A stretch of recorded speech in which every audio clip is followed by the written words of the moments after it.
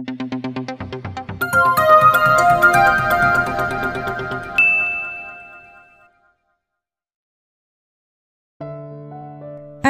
POV.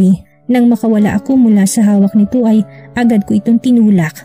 Lalabas na sana ako sa kwartong iyon nang bigla'y napigilan na naman niya ako. Hinawakan nito ang aking bewang at agad akong binalibag sa kamang nandoon. Napahiga ako at bigla ay kinaibabawan niya ako. Binigyan niya ulit ako ng isang mapusok na halik sa labi. Nagpupumiglas muli ako hanggang sa hawakan nito ang aking dalawang palapulsuhan at itaas yun sa aking uluhan. Habang abala sa paghahalik sa aking labi si Nathaniel ay patuloy lang ako sa pagpupumiglas. Patuloy pa rin ito sa paghalik sa akin at patuloy din ako sa pagpumiglas. Dumapong kami nito sa aking gitnang bahagi ng aking katawan na ikinaungol ko. Hinihimas kasi nito ang aking harapan. Bumaba ang labi nito sa aking leg at agad na bumalik sa aking labi ang mga labi nito. Hindi ako tumugon. "Kiss me back, baby." Nangakit nitong sambit sa akin. Bigla hindi ko maintindihan ang aking sarili. Bawat himas ni Nathaniel sa akin ay nagdadagdagan ng init na aking nararamdaman. Patuloy lang ito sa paghalik sa aking labi. Kalaunan ay ginantihan kong halik nito dahil nadadala na ako sa init na aking nararamdaman. Mas naging mapusok ang halik nito sa akin habang kami nito ay patuloy pa rin sa paghimas sa aking katawan. Napaliyad ako at hindi ko na napigilan ang aking sarili na kakaibang pinaramdam ni Nathaniel sa akin. Dali-dali akong bumangon nang makitang umaga na. Tininan ko ang lalaki na kauna sa akin. Wala akong makapangpagsisisi sa sarili ko. Ginusto ko din naman ang nangyari sa amin. Matapos ako magbihis ay umalis na ako sa kwarto na yon. Agad akong bumaba, mabuti na lang at walang tao doon. Dali-dali akong lumabas at sumakay sa kotse ko. Hindi ko akalain na iniwan nila mamang kotse ko. Agad kong binuhay ang makina para makalayo sa bahay na yon. Samantala ang hindi alam ni Alora ay may tao nakatingin sa kanya mula sa veranda. Namumuti ang kami nitong nakahawak sa railings. Dahil sa mahigpit na hawak nito, nagiigting din ang mga panga nito dahil sa galit. Tinatanaw ang sasakyan na papalayo sa bahay nila. "Hello Alora, hello Susie." Masiglang bati sa amin ni Kara. "Bakit parang masaya ka yata?" Tanong ni Susie dito. "I think I'm in love." Ngiting sabi nito parang wala ito sa sarili. "Kadiri ka Kara, in love ka sa bata." "Hello, high school student na yun," sambit ni Jan. Tumaas ang kilay ko. "High school? Parang bago yan ha." Natatawa kong sambit. "Maybe she just strangled her shoulder." Agad akong tumayo. Maglalakad na sana ako palabas na magsalita ang mga kaibigan ko. "Saan ka pupunta?" Tanong nilang lahat. Nilingon ko sila. I just stared at them. "May pupuntahan lang ako." Pagkasabi ko noon ay agad akong lumabas. Hindi ko na sila pinansin at nagtuloy-tuloy sa paglalakad. Bakit hindi ako na-inform sa bagay na to? Masyado yatang malakas ang taong ito at nakalipat ng ganun-ganun sa paaralan namin. Naglalakad na ako ay agad akong bumalik at nagtago dahil nakita ko lang naman si Nathaniel na papalapit sa gawi ko. Kailangan ko siyang iwasan. Ang nangyari sa amin ay isang pagkakamali. Hawak-hawak kong dibdib ko dahil sa sobrang lakas ng kabog nito. Hindi agad ako makagalaw sa kinatatayuan at pinagtataguan ko dahil nanghihina ako. Tiningnan ko lang ang papalayong bulto nito. One night stand lang ang nangyari sa amin at hindi na maulit yon, sabi ko sa sarili ko. Bago ako umalis sa pinagkukublihan ko, pero hindi alam ni Alora ay may mga mata palang nakatingin sa kanyang papalayong bulto. Nakatingin ng matiim ang mga matang yun sa dalagang walang kamalay-malay. Agad na bumalik si Alora sa classroom nila. Palingalinga pa siya dahil baka makita niya ulit ang lalaking yun. "Oh, ang bilis mo naman." Napatalon si Alora sabay hawak sa kanyang dibdib dahil sobrang lakas ng kabog nun. "Bakit ka ba nanggugulat?" Asik na tanong niya kay Jan. "Hindi naman kita ginulat tulala ka kasi kaya nilapitan kita." "Bakit hindi niyo sinabi na si Nathaniel palang tinutukoy niyo?" Tanong ko sa kanila. "So you know him? Ang gwapo hindi ba?" Kinikilig na sambit ni Kara. Inirapan ko lang ito. Kung alam niyo lang ang nangyari sa amin, baka maglupasay kayo sa inggit. Pero hindi ko sasabihin yun. "Yeah, I met him sa party kagabi." "Pa-welcome party daw yun sa kanila. Yun ang sabi ni Mommy." Sabi ko dito sabay upo sa aking upuan. Dahil ilang oras na lang ay magsisimula na ang klase. "May girlfriend na kaya yun?" Tanong ni Kara. "Diyos ko Kara, magunos tili ka. Ang bata ni Nathaniel. Tapos papatusin mo?" Umiiling na sabit ni Susie. "Susie, wala sa edad na pakipagtalik. Kung magaling siya sa kama, kiber na yun." Tumingin ako sa labas ng bintana. Hindi ko kinayang pinag-uusapan nila. Puro malalaswa ang laman ng utak ng mga ito. Ilang minuto pa ay pumasok ng guro namin. Ilang oras din ang ginugol namin sa classroom na mag-snack na ay lumabas na kami. Paglabas namin ay halos puno ng cafeteria. Mabuti na lang at walang umuupo pa sa table namin. Pagkaupo namin ay agad kaming nagtawag ng waiter. Sa paaralan namin ay masarili kaming waiter. No need na pumila sa counter to have our snacks. Nilibot kong paningin ko sa paligid. High school at college ang nandito. Hindi pa kasi tapos ang pinakamalaking cafeteria kaya nagsisiksikan kaming lahat dito. Nagulat ako na may tumunog banda sa likuran ko. Kumulat ang noo ko na may madapang estudyante. Buti nga sa'yo, lampa ka kasi. Pangasar na sambit ni Joy, ang queen bee dito sa school. Hindi ko alam kung bakit may queen bee. Sa pagkakatanda ko wala naman akong ginawang rules sa school tungkol doon. Gusto ko patay ang tingin ng bawat estudyante dito. Pero sadyang may matigas lang ang ulo. Abusado talaga tong si Joy. Umiling na sabi ni Jan. Tumayo ako. Nilapitan kong estudyante na nakasalampak pa rin sa sahig. Natahimik ang buong cafeteria dahil sa paglapit ko. Kilala nila ako. Ilag sila sa akin kahit si Joy ay iniiwasan ako. Pinatayo kong estudyante. Alora, tawag ni Joy sa akin. Hindi ko siya pinansin. Are you okay? Tanong ko sa estudyante. Nanatili itong nakayuko, tinaas kong chinito at nakita kong luha sa mga mata nito. Don't worry, no one can harm you from now on. Malamig kong sabi, tinitigan ko si Joy na may panlilisik. Pati ang mga kasama nito sa mesa na yon ay hindi nakaligtas sa aking bangis. Napadakong tingin ko sa lalaking yon. Nalaki ang mga mata ko pero agad din bumalik ang expression ko. Hindi ko alam ang gagawin ko. Mag-usap tayo mamaya, Joy, after this, at may office. Sabi ko kay Joy, sabay talikod sa kanila. Dinala kong estudyante at pinaupo sa bakanting upuan namin. Kumain ka na, may hina kong saad. Nakakahiya po, may hina nitong sabit. Huwag ka nang mahiya, libre namin to, Jen said. Nagsimula nang kumain ng babae at naramdaman ko naman ang matiim na titig na yun.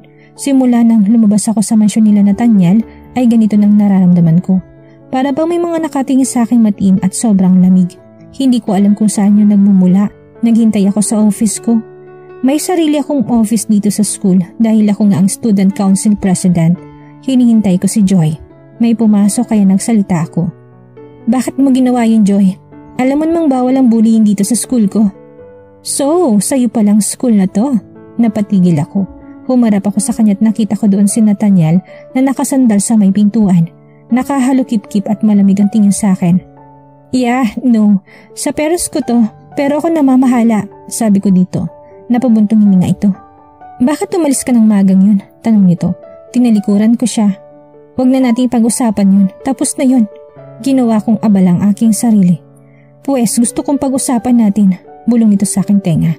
Hindi ko namalay nakalapit na pala ito sa akin. Napapikit ako dahil sa sensasyon na pinapalasap nito sa akin. Napatingala ako ng halikan nito ang aking leg. Matangkad si Nathaniel kaya hindi mo akalaing high school pa ito. Samantala ako huling taon ko na ito sa college. Pero kukuha ulit ako ng panibagong kurso. Matured na din kasi itong kumilos. Pinaharap niya ako. He kissed my lips. Hinalikan itong labi ko ng mapusok. Agad kong tinulak si Nathaniel. Napaatras ito pero ilang pulgada lamang. May kumatok kasi. Napaayos ako nang wala sa oras sa aking sarili. Nalaki ang mga mata ko nang binuksan ito.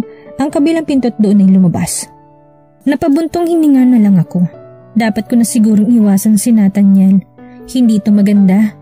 Napaupo ako sa swivel chair ko at pinapasok ang nasa labas ng pinto ng office ko. Tinignan kong tao na yon. Sobrang lamig ang binibigay niyang tingin dito. Hindi ito nakatingin sa akin. Bakit nakayuko ka? Samantalang kanina sobrang proud ka sa sarili mo na may inaalipusta ka. Malamig kong wika dito. Kasalanan niya yun. It isn't my fault. Mahina nitong sambit. What did she do to you? Para ganunin mong bata, tanong ko dito. Hindi to mimik. You know my rules. I don't tolerate bullying. Sigaw ko sa kanya. I am sorry, hindi na maulit. Mahina pa rin ang tinig nito. Hindi na talaga maulit dahil I will expel you in 1 week. Final kong sabi dito. No please, magagalit si daddy. Pagmamakaawa nitong wika sa akin. No Joy, alam mo kung anong patakaran ko. And I will talk Tito about this matter. No please, Alora don't. I beg you as your cousin. Maluha-luha nitong sabi sa akin. Yes, you are my cousin, but I won't tolerate you. Makakaalis ka na. Saad ko dito. Nanatiling lamig sa aking mga mata. Kung kakaawaan ko siya, ay baka umabuso ito. Tinignan niya ko. Tapos ay tumalikod na ito. Joy is my cousin on my mother's side. Kahit anak siya ng pinsan ni mama, ay hindi ko siya dapat pagbigyan. Dapat ipatas ang tingin ko sa lahat. Ayaw ko may inaabuso't ng aabuso. Sumandal ako sa swivel chair ko at naalala na naman ang tagpo namin kanina ni Nathaniel. Hindi pwedeng mangyari ulit ang nangyari. Kailangan ko na talaga siyang iwasan. After this ay gagraduate na ako ng college at kukuha ulit ng panibagong course. This time ay teacher naman. Gusto ko kasing magturo. Gusto ko magturo ng mga bata. Wala namang tutol sila mama at papa doon. Actually, they support me no matter what happen. Tinignan ko ang relo sa bisig ko. Malapit na pala ang uwian. Agad akong tumayot kinuha ang bag ko. Lumabas na ako sa office ko at nagtungo sa parking area. Naabutan ko si Nathaniel na nakasandal sa isang kotse. Napatingin ito sa akin. Nagtama ang aming mga paningin. Pero agad ko ding iniwas ang tingin ko sa kanya at nilagpasan ito.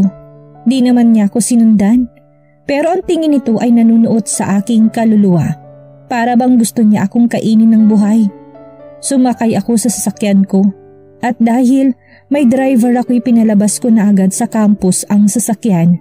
Nakita ko pa kung paano sundan ni Nathaniel ng tingin ng aking sasakyan. Naninigarilyo din ito at typical bad boy. Sumandal ako sa sandalan ng upuan ng sasakyan. Napabuntong hininga na lang ako dahil hindi talaga mawala-wala sa isip kong nangyari noong gabing iyon. Para bang binabaliw niya ako sa bawat haplos at halik nito sa aking katawan. Dumating kami sa bahay na ganun ang iniisip ko. Naabutan ko si mommy sa may sofa at abala sa kakatingin sa isang magazine. Nabalitaan ko na sinuspindi mo si Joy. Tanong nito. Aakyat na sana ako pero hinarap ko to. Nasa magazine pa rin ang tingin nito. Yeah, wala sa sariling turan ko. Pagod ako sa maghapong pag-aaral. Hindi lang utak ang pagod sa akin, pati katawan ko. Why? She asked. May ginawa siyang hindi maganda sa isang estudyante. Anong gagawin ko? Hahayaan na lang siya?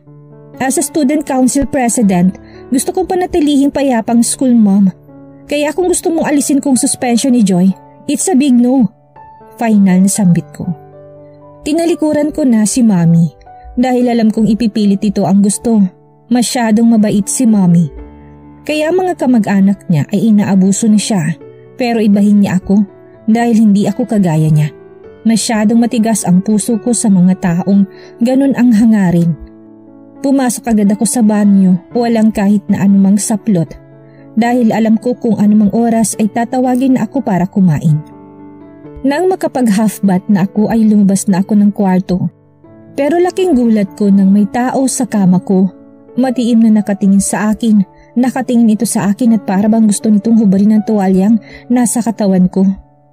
What are you doing here? Paano ka nakapasok? Sunod-sunod na tanong ko. Pero nanatili itong tahimik.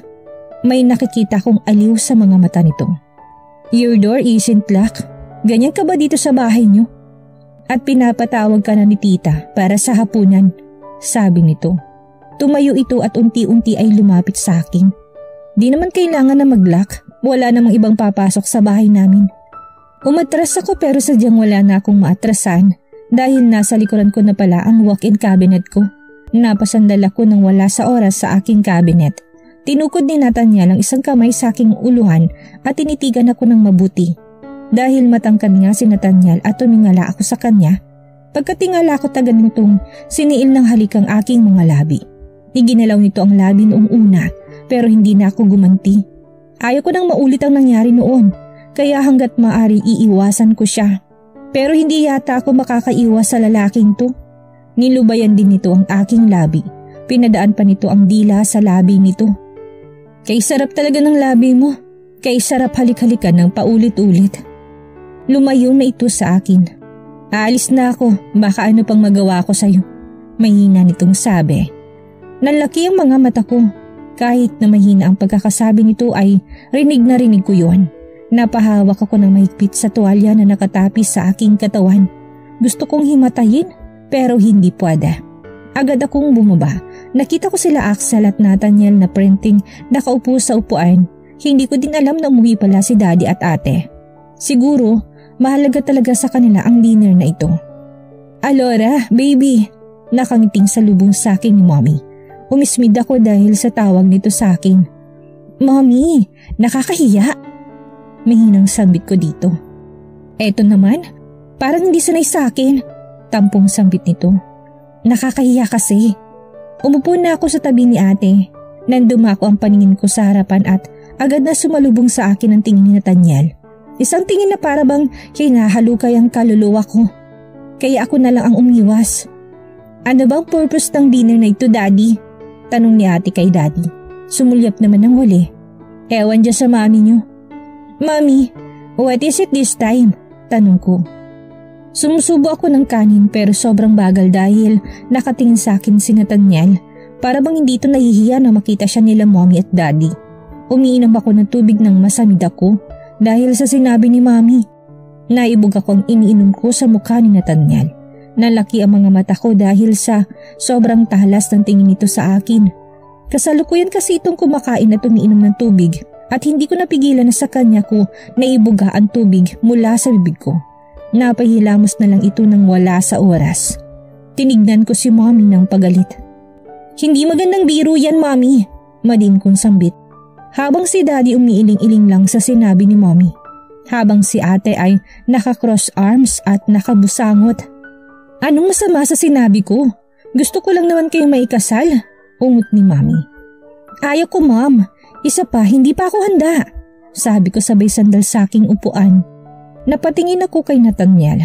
Kumunot ang noo ko nang may nakita akong sumupil ng ngiti sa labi nito. Para bang pinipigilan itong ngumiti. Basta Alora, sa ayaw at sa gusto mo, magpapakasal kayo ni Axel in the future. Final na saad ni Mommy. Kung ipipilit niyo yan, aalis ako sa bahay na to at titira ako sa kondo ko, sabi ko dito. Nanlaki ang mga mata ni Mommy dahil kung anumang kulit ni Mommy ay siya namang kulit ko din. Talagang ipipilit ni Mommy ang gusto kaya lagi ko itong kinokontra. Si Daddy kasi palaging sinusunod ang gusto ni Mommy. Si Ate naman, hindi mo malaman kung anong nasa isip nito. Alora, para din sa'yo to. Malumani na sambit ni Mommy. Para bang inaalon niya ako? Kasi alam niya pag sinabi ko, gagawin ko talaga. Hindi na ako bata, Mommy. May sarili na akong isip, kaya hindi mo ako mapipilit na magpakasal sa lalaking hindi ko gusto. Sigaw ko. Tumayo ako at aalis na sana na magsalita ito. Kung ayaw mo kay Axel, kay Nathaniel na lang. Tinignan ko si Mommy. Napaawang ang aking labi. Nahihibang ka na ba, Mommy? Sabi ko sabay alis sa harapan nilang lahat. Nawalan na ako ng ganang kumain. Kaya tinawagan ko sila Susie na mag-bar kami at ang mga gaga nasa bar na pala. Paminsan-minsan ay sumasama ako sa bar hopping nila para mawalang pagka-bored ko sa buhay. Agad akong sumakay sa sasakyan ko at pumunta sa isang bar kung nasaan sila Susie. Nang makarting na ako sa bar niyon ay sumalubong sa akin ng isang nakakabinging malakas na musika. Agad kong nakita sila Susie nang kumuhay ito. Nilapitan ko sila. Bigla kayatang sumunod? Tanong ni Susie sa akin nang makaupo na ako. Agad kong kinuha ang tikila at inisang lagok yon. Naiinis ako kay Mommy. Ipapakasal ba naman ako sa anak ng best friend niya? OMG! Sino? Nanlalaki ang mga matang tanong ni Kara sa akin. Kay Axel, ayaw ko pa magpakasal. Gusto ko muna magtapos ng pag-aaral, sabi ko sa kanila. Sunod-sunod ang inom ko ng tikila, kaya umikot ng paningin ko. Wala na din palang mga kasama ko dito. Sumandal muna ako sa sofa at ipinikit ang aking mga mata. Istabon mo man, matigas nitong sabi sa akin. Minulat kong aking mga mata at sumalubong sa akin ang isang kayumangging mga mata. Napangisi ako. Nathaniel, you're here? Lasing kong sambit sa kanya. Iuwi na kita. No, gusto ko pang uminom. Ayaw ko umuwi sa bahay. Baka magalit lang ako kay Mommy. Naalala ko na naman ang napag-usapan kanina sa dinner namin. Ayaw ko maikasal sa lalaking hindi ko mahal. Hindi ka nag-iisa, even me. I don't want you to get married to my brother. Akin ka lang, Alora. Dapat ay sa akin ka lang magpakasal. Bulong ni Nathaniel. Sa aking tenga, nakikiliti ako sa bulong nito, kaya napahagikik ako. Nakikiliti ako, sabi ko dito. Napaungol ako ng halikan nitong leg ko. Nathaniel, umul ko. Binuhat niya ako, lumabas kami sa bar na yon at nagtungo ito sa parking area. Nilapag niya ako sa passenger seat, pero wala na ako sa wisyo ko. Nagdilim ang aking paningin at nakatulog ako. At dito na po nagtatapos ang kabanata ng ating kwento at sana'y muli niyo po akong samahan sa mga susunod pang kabanata. Maraming salamat po at ingat po tayong lahat.